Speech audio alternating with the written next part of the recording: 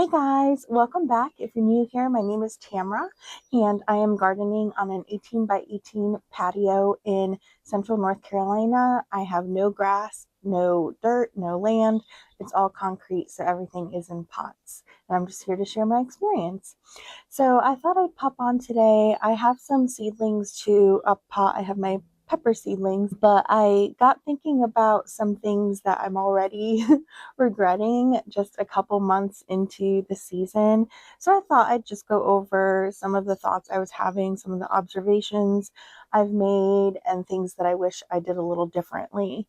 So what made me think of this was I actually have some mold growing on my pepper seedlings. What it comes down to is I wish I had done a little more preparation and research on starting my seedlings. I think one thing I did was I just kept everything too moist, and the way that my seedling setup is, I have it on my dining room table and I have it blocked off with a big wall of cardboard because my cat will go and try to chew on anything that's leafy. And I think because of that, there's just like no airflow whatsoever. And I was doing probably way too much top watering with a spray bottle. And so I've just noticed everything has stayed really, really moist and it just started getting moldy.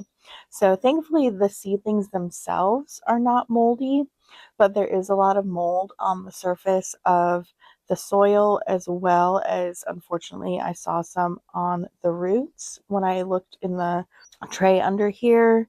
So hopefully they'll be okay, but I'm finally at a point where I can up pot them. I would have up potted them sooner, but I was still waiting for them to get their true leaves and just get a little bit bigger. Another regret I kind of have with the seedlings, going along with wishing I had researched a little bit more, is that my seedlings have all been very leggy. So I do have some grow lights, but they don't go down low enough. So all of my seedlings, I just don't feel like they are as strong as they could be.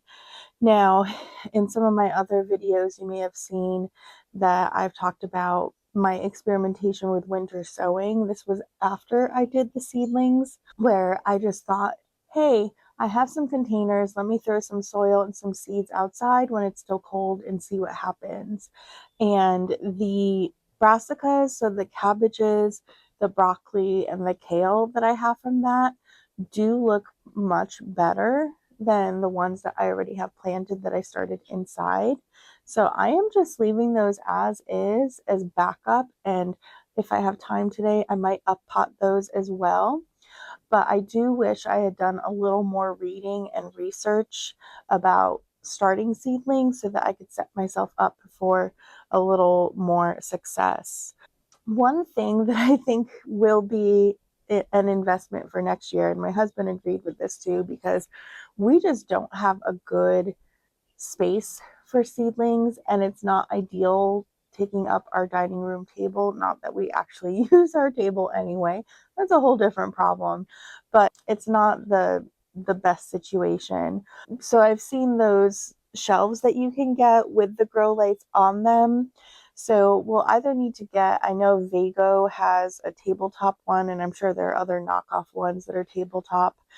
That would be really nice. I know that's a little more expensive, and that we could put on our dining room table, but it's a little more contained and organized, or just plan on doing something in the garage with a lot more heating mats. So just being a little more strategic about that. That's something I wish I had done. I also wish that I had been a little more strategic with the outdoor sowing ones about not overdoing it with the seeds. So everything that I planted was really, really dense and it was very hard to thin out. So I have some chamomile and some feverfew that grew big and bushy, like it went wild, but it was so hard to go in there and try to just snip around and get a couple, good seedlings. I feel like that might be hard with those in general just because the seeds are so tiny. But I think next year in general with my planting, I noticed this with my direct sowing too, is it might say 2 to 3 seeds and I just grab a pinch, which probably ends up being more like 5 or 6. and that's probably way more than I need. So maybe I do need to be a little more careful, use a spoon or some tweezers or something just to help get a smaller amount of seedlings. The other kind of seed starting regret that I have is I do wish that I started more seeds. I guess I wouldn't have had the space, but I am looking back now and wishing that some of the things that, even though I was reading to not start them indoors and to direct sow like lettuce and spinach, I really do kind of wish I had started those. I'm now seeing a lot of people starting those indoors, and I am seeing that you can get lettuce at like Lowe's, and even the grocery stores around here are having lettuce seedlings out in front of them, and I just feel like I'm already very behind. So I am having some starting to pop up, but they're very, very small. And I'm worried that by the time they do get big enough to enjoy, that it's going to start getting too hot here. But I think what my lesson is showing me is that going into the summer, I think I'm not going to rely on direct sowing a lot of stuff. I'll plan to direct sow, but I will have some seeds that I've started as well for bean plants and for cucumbers.